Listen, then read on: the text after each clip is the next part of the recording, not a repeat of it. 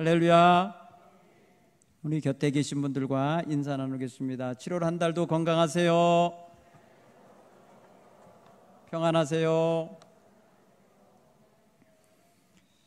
사랑하는 성도 여러분, 7월 한 달 동안 우리는 영적인 능력을 회복하며 살아가는 그런 한 달이 되기를 간절히 축원합니다. 특별히 그 첫 번째 시간으로 오늘 우리가 감사를 회복하는 귀한 능력을 갖게 되기 바랍니다. 감사는 승리자들의 노래입니다. 감사는 승리자만이 할 수 있습니다. 근심과 걱정과 염려와 두려움과 모든 고난과 괴로움을 이겼을 때, 이겨낸 네가 하나님께 드리는 최고의 멋진 고백, 감사합니다. 여기까지 인도해 주셔서 감사합니다. 여기까지 나를 도와주셔서 감사합니다. 나에게 여기까지 힘이 되어 주셔서 감사합니다. 여러분, 승리자의 감사 고백을 온전히 할 수 있는 여러분 다 되길 바랍니다. 감사는 우리 성도들의 향기입니다. 감사하는 사람의 향기가 정말 사람들을 따뜻하게 하거나 아름답게 하고 또 모든 사람들의 분위기를 평안하게 할 수 있습니다. 그래서 감사는 신앙인들의 굉장히 멋있는 그러한 향기로운 모습이에요. 여러분, 감사합니다를 자꾸 하십시오. 향기 납니다. 삶이 멋져집니다. 아무리 많이 가지고 있고 많이 얻었고 많은 걸 취하였어도 감사를 못하는 사람은 가난한 사람이에요. 마음이 여유가 없는 사람이에요. 감사가 있는 사람은 흡족하고 넘치는 은혜 속에 있는 거예요. 내가 신앙인이다, 내가 정말 믿음으로 사는 사람이다를 증명할 수 있는 최고의 멋진 모습은 감사 생활로 나타나야 하는 거예요. 여러분, 감사를 잃어버리고 사셨다면 되찾는 그런 감사 주일이 되기를 간절히 축원합니다. 야곱이라는 사람이 오늘 성경에 등장합니다. 이 배경은요, 창세기 28장과 연결됩니다. 베델이라는 지명이 거기에 같이 공동으로 나오지는데, 야곱이라는 사람이 처음 하나님을 만난 곳이 어디냐? 베델입니다. 루스 광야라고 했어요, 거기가 예전에는. 근데 그가 하나님을 만나고 난 다음에 그곳 이름을 베델이라고 자기가 이름을 지어놓고 표시를 남겨놓고 떠난 곳이에요. 하나님은 오늘 그를 20, 30년이 훌쩍 지난 다음에 부르시는 거예요. 너 그리로 와라. 거기서 나를 만나자. 하나님이 부르고 계신 거예요. 오늘 성경 1절로 15절까지 읽으면 하나님의 부르심이 있고요, 그 부르심에 대한 응답이 있어요. 응답할 때에 하나님이 다시 그와의 만남이 있고요, 만남이 있는 다음에 그에게 새로운 이름과 새로운 축복의 은총을 베푸는 장면이 나와요. 여러분, 야곱이라는 사람은요, 태어날 때에 쌍둥이로 태어난 동생이에요. 쌍둥이 동생.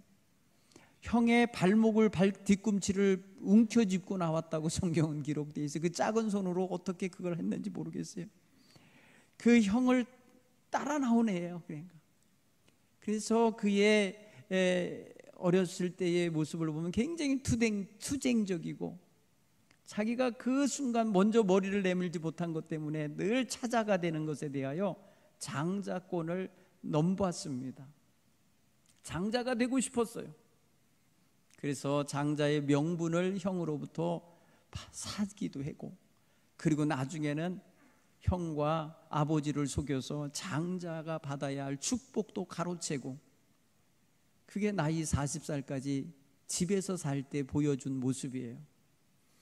결국은 형을 속이고 아버지를 속인 것으로 인해서 그는 형과 동거할 수가 없었어요. 형이 아버지 죽기만을 기다립니다. 아버지가 죽고 나면 내가 너도 죽이리라, 이러면서 칼을 가는 거예요. 여러분, 이런 집에서 형제가 사는 것을 어머니는 볼 수가 없었어요. 그래서 어머니는 아들을 저 친정으로 도망치게 만듭니다. 친정으로 돌려보내서 그곳에서 거기서 지내다가 자기 형의 그러니까 큰아들의 진노, 노한 분노가 풀어지면 오라고 그렇게 보냅니다. 그래서 떠나가는 길에 그는 지치고 힘겨운 중에 쓰러져서 한 광야에서 잠이 들었는데 그 광야 이름이 루스였다는 거예요.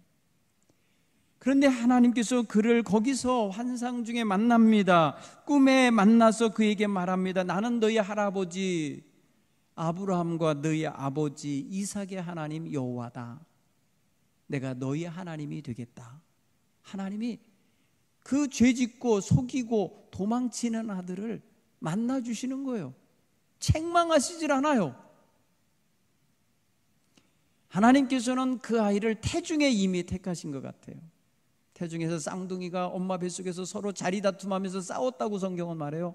서로 지네들이 태중에서부터 싸울 때에 하나님이 말씀하십니다. 그 엄마에게 네 배에서 두 민족이 나올 것이다.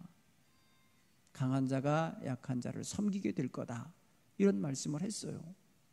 여러분, 야곱은 태어날 때 약한 자로 태어나는 거죠. 약한 위치로 태어나죠. 차자 둘째 아들로 태어나니까. 그런 이야기가 태중에서부터 있었던 거예요. 그러니 40년 살면서 계속해서 그는 형을 이겨먹으려고 형의 것을 자기 것 삼으려고 노력했던 아이. 그러다가 결국은 40년의 결과는 도망치는 결과가 온 거예요. 도망치던 자리에서 하나님 만납니다. 다시 거기서 그는 하나님의 사람으로 태어납니다. 하나님과의 관계가 시작됩니다. 하나님과의 약속을 할 줄 아는 사람이 됐습니다. 하나님께로부터 축복의 약속도 받았고 자기도 서원했습니다. 거기가 바로 베델입니다. 그런 이후에 그의 인생은 30년이 훌쩍 지나갑니다. 30년이 지났으니까 그의 나이는 거의 70이 가까운 나이입니다. 그 나이가 되도록 그는요, 외갓집에서 많은 시련을 겪어가면서 인생을 살아냅니다. 친족임에도 불구하고 머슴만도 못하게 취급을 당하면서 살았습니다. 외삼촌이 그를 들로 산으로 보내면서 양을 치게 했습니다. 그는 밤잠도 제대로 집에 들어와 자지 못하고 늘 들판 광야에서 양떼들 틈에서 잠을 자야만 했고 그 양들을 잃어버리지 않기 위해서 늘 불철주야 눈을 뜨며 지내야만 했어요. 얼마나 피곤했겠어요. 그러던 어느 날 하나님께서 그에게 말씀하셨다는 거예요. 너 네 낳은 출생지로 돌아가라. 출생지로 돌아가라 하실 그 무렵에 그에게는 아들이 11명이 태어나 있었고 딸이 하나 있었어요. 12명의 자식이 있었고 태중에 임신한 아이가 하나 있었어요. 그때쯤에 그는요, 자기도 나의 가정을 좀 세우고 싶어, 나의 산업을 세우고 싶어, 나도 뭔가를 좀 가지고 내 것처럼 살고 싶어 하는 그런 욕망이 있을 때예요. 삼촌에게 나 돌려보내주세요. 나 고향으로 돌아가게 내 처자식 다 나에게 주셔서 가게 해주세요 할 때에 삼촌이 극구 뜯어 말립니다. 너 나 사랑하지? 너 나 버리지 마라. 내 곁에 더 있어다오. 막 사정합니다. 그래서 그는요, 삼촌하고 계속 속임을 당하면서도 한동안 더 머물러 줍니다.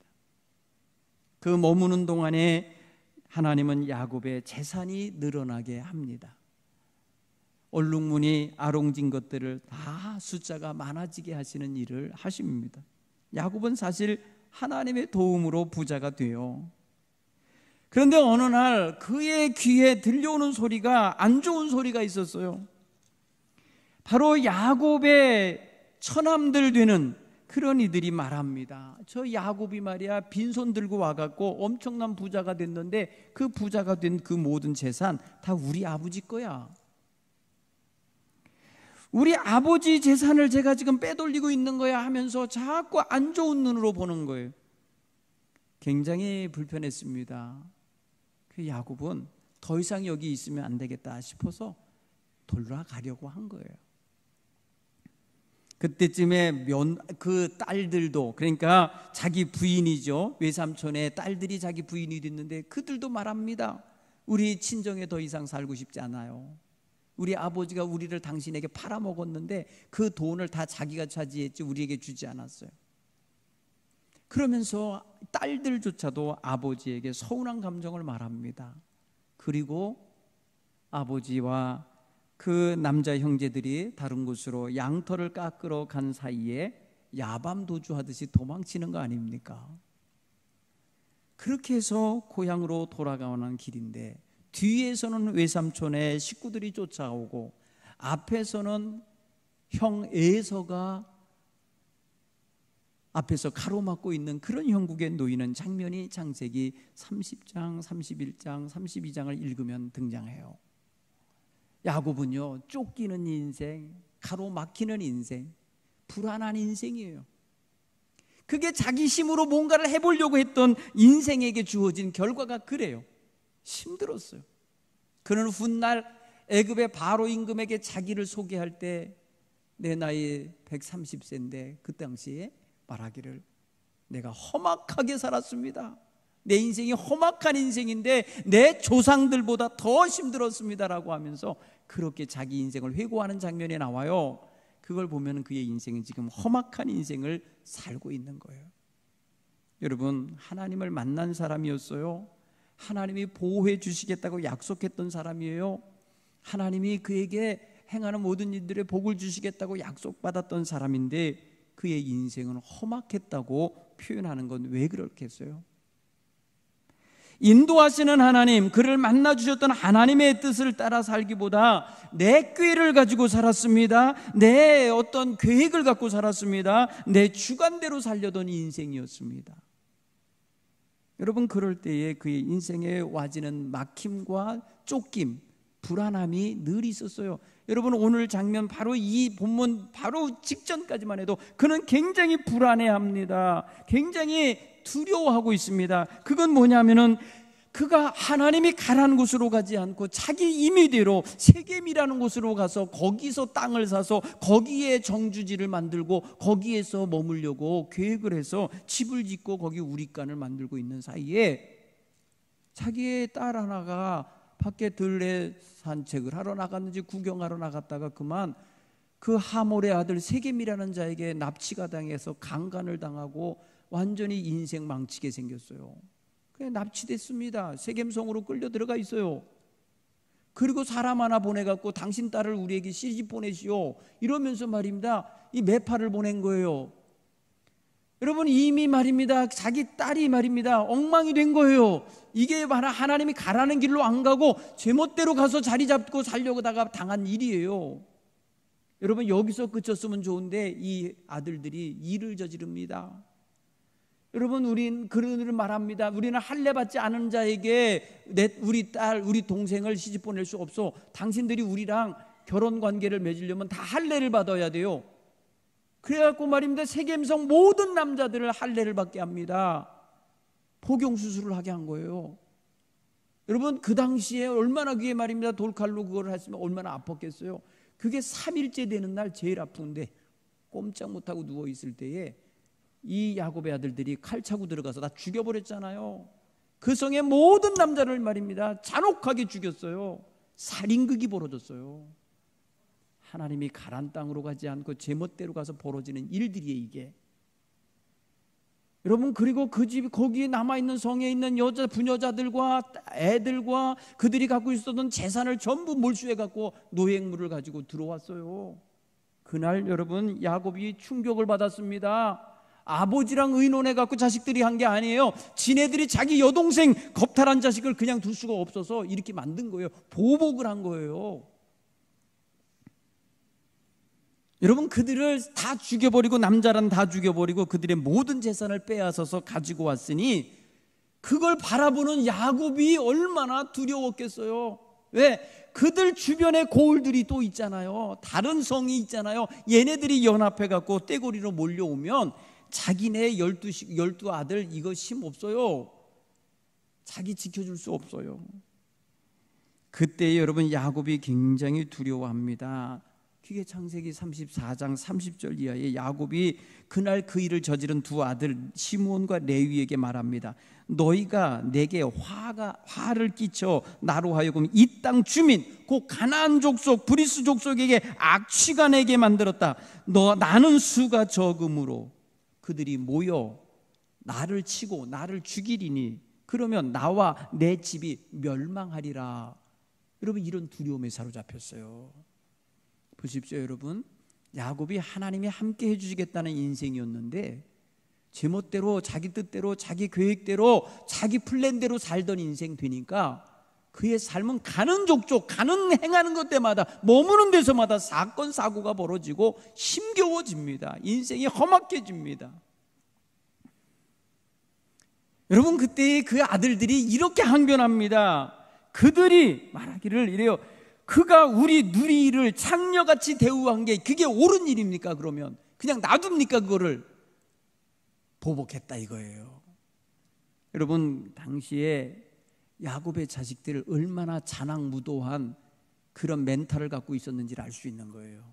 자기 여동생 하나 때문에 얼마나 많은 집의 남자들을 다 살인을 저지른 겁니까? 그거를 옳다 여긴 거예요. 이게 바로 이방에서 태어나서 이방 문화 속에서 자라고 이방 습관을 가졌던 자식들이 해놓은 일인 거예요. 두려움에 사로잡혔습니다. 이거 어떻게 사나? 그때 하나님이 야곱에게 말합니다. 너 일어나서 베델로 올라가라. 그리고 거기서 나에게 하나님께 제단을 쌓아라. 이렇게 하나님이 그를 새로운 명령을 내리십니다. 그래서 오늘 성경은 베델로 가는 장면이 나오는 거예요. 여러분, 베델로 갈 때에 굉장히 두려운 마음으로 출발했어요. 그런데 5절에 보니까 그들이 떠났으나 하나님이 그 사명 고을들로 크게 두려워하게 하셨으므로 야곱의 아들들을 추격하는 자가 없었더라. 하나님이 보호하시는 거예요. 새로운 명령대로 수행하며 사는 자에게 하나님의 보호하시는 손길이 임한 거예요. 여러분, 이들이 하나님의 손길 안에 들어가기에 바로 직전에 행한 일이 있습니다. 그게 뭔지 아십니까? 오늘 성경 따라서 해볼 거예요. 너희에게 있는 이방 신상을 버려라. 여러분, 바로 우상을 버리게 한 거예요. 이 말은 뭐예요? 여러분, 그 순간까지 그들은 우상을 가지고 있었던 자들인 거예요. 하나님만 의지하고 있던 자들이 아닌 거예요. 왜냐하면 자식들은 하나님을 몰라요. 자식들은 하나님 체험이 없어요. 부인들도 하나님 체험 없어요. 그들은 다 이방에서 나고 자란 사람들이에요. 유일하게, 아주 신라같이 유일하게 하나의 작은 줄을 가지고 있었던 신앙의 사람은 바로 야곱이에요. 그는 베델이라는 곳에서 하나님 체험을 한 사람이에요. 하나님을 만난 경험을 가진 사람이에요. 그것을 유지하지 못하고 살았던 거예요. 그런데 오늘 하나님이 다시 그 신라 같은 그 신앙 체험을 회복시키고 계신 거예요. 너 그리로 다시 돌아와라. 너 거기서 나에게 제단을 쌓아라. 내가 거기서 너를 만나야 되겠다. 부르시는 거예요. 사랑하는 성도 여러분, 인생 환난 당하는 자리에서 하나님의 부르심을 듣고 깨닫고 돌이킬 수 있으면 기회가 오는 거예요. 이 사람은 희망이 있는 사람이에요. 하나님은 끊임없이 부르고 계셨어요. 끊임없이 찾고 계셨어요. 끊임없이 기다리고 계셨어요. 그런데 거기에 무응답하고 사는 거예요. 내 주장과 내 뜻과 내 계획과 내 비전과 자기의 어떠한 힘 있는 그런 삶의 근거를 가지고 사는 거예요. 사랑하는 성도 여러분, 그 가운데 가장 강력한 힘을 발휘하는 게 뭐냐면 탐심이에요. 탐심. 우리들의 탐심, 정욕, 이런 것들이에요. 여러분, 골로새서 3장 5절에서는 말합니다. 골로새서 3장 5절의 말씀을 가서 보면은 사도 바울은 골로새 교인들에게 무엇이 우상 숭배인지를 말해줍니다. 여러분, 우상이라는 걸 여러분들이 사전에서 찾아보면요, 사물, 어떤 물건이나 사람을 신격화하여 숭배하고 의지하는 그 상징물이 바로 우상이에요. 그게 바로 뭐예요? 자기의 탐심을 반영하는 거예요. 골로새 3장 5절에 그러므로 땅에 있는 지체를 죽이라 곧 음란과, 거기서 음란이 나와요. 부정과 사욕과 악한 정욕과 탐심이라. 여러분, 이게 다 우상 숭배와 연결되어 있는 부분들이에요. 죄악과 연결되어 있는 부분들이에요. 다. 여러분, 야곱이 그런 문화를 접하고 살았던 거예요. 그는 태어나서부터 고향에서 살 때 이미 벌써 굉장한 자기 야욕과 탐심과 그런 부정된 방법을 통해서 아버지를 속이고 아버지의 눈어둔 걸 속이고 말이에요. 장자의 축복을 가로챈 자 아닙니까? 계속해서 그의 인생은 이런 정신으로 살아온 거예요. 70평생 가까이. 하나님은 끊어내라는 거예요. 오늘 야곱은요, 그 모든 걸 다 끊어서 버리고 출발합니다. 세겜이라는 곳은요, 그가 버릴 건 버리고 끊을 건 끊고 정리할 건 정리하고 출발한 출발지예요. 그래서 베델에 올라가서 베델에서 하나님께 제단을 쌓을 때에 오늘 성경 보십시오. 9절에 이렇게 말합니다. 야곱이 밧단 아람에서 돌아오매 하나님이 다시 야곱에게 나타나시사, 여러분, 다시 하나님이 드디어 야곱을 만나 주십니다. 거기서 만나시고 그에게 새로운 복을 주시는데, 너 이제부터 야곱이라고 부르지 말고 이스라엘이라 부르리라. 너 이제 야곱처럼 살지 마라. 지금까지 네 꾀대로, 네 욕망대로, 네 탐심에 휩싸여 살던 인생이라면 이제 끊어라. 이스라엘이라 부르리라. 새 이름을 하나님께서 계명해 주신 새 이름으로 불림받게 돼요. 야곱은요, 그의 부모가 져준 이름이지만 이스라엘은 하나님이 지어주신 이름이에요. 이제 하나님이 지어주시는 이름으로 불려지는 인생이 되는 것입니다. 새롭게 하고 계십니다. 나아가서 하나님 축복하십니다. 11절 12절에 뭐라고 축복하나 보십시오. 생육하고 번성하라. 한 백성과 한 백성의 총회가 내게서 나오리라. 왕들이 네 허리에서 나오리라. 여러분, 무엇입니까? 한 왕국이 건설되어지고 한 왕국의 비전이 너에게 들어있다라고 지금 말씀해 주고 계신 거예요. 이건 미래형으로 써 있습니다. 앞으로 그렇게 되리라. 한 백성이 너에게서 나오리라. 기가 막힌 복을 하나님이 주시는 거예요. 이 하나님이 누구라고 자기를 소개하냐? 나는 전능한 하나님이다. 엘샤다이, 엘샤다이라고 표현하셨어요. 나는 전능하다. 전능하다는 게 뭐예요? 뭐든지 가능한다. 내가 다 할 수 있다. 내가 그렇게 해주마. 이렇게 말씀하시는 거예요. 여러분, 멋지지 않습니까? 하나님은 전능하신 하나님으로서 그를 만나주고 계신 거예요. 그리고 너 이 땅을 너와 네 후손에게 기업으로 주겠다. 이 땅 너희 할아버지 아브라함과 아버지 이삭에게도 내가 약속한 땅인데 내가 너에게 주겠다. 이 말은 뭐예요? 여러분, 보통 땅들을 누가 유산했냐면 장자가 유산하는 건데요, 유산을 받는데 오늘 이 땅을 누구에게 주겠다래요? 야곱, 둘째 아들이잖아요. 둘째 아들임에도 불구하고 하나님도 인정하시는 거예요. 내가 이 땅을 너와 네 후손에게 주겠다. 약속하시며 땅 확보하는 것입니다.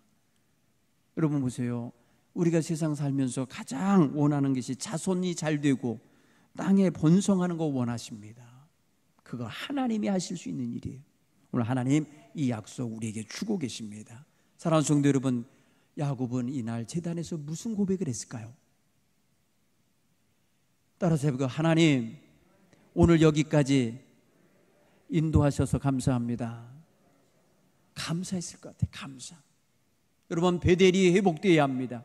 감사의 제단이 회복되어야 합니다. 두렵고 떨리고 쫓기고 막히던 인생이 새로워지는 놀라운 은혜를 허락하시는 그 하나님 앞에 감사하다 고백할 수 있는 여러분들이 되기를 간절히 바랍니다. 오늘 감사절이에요. 지금 여기까지 살아온 걸 먼저 감사하십시오. 여기까지 살아온 걸 감사하시고 오늘 이후로 펼쳐질 삶에 대하여 하나님께 영광 돌리며 살기를 결단할 수 있는 귀한 성도 여러분 되기를 간절히 축원합니다.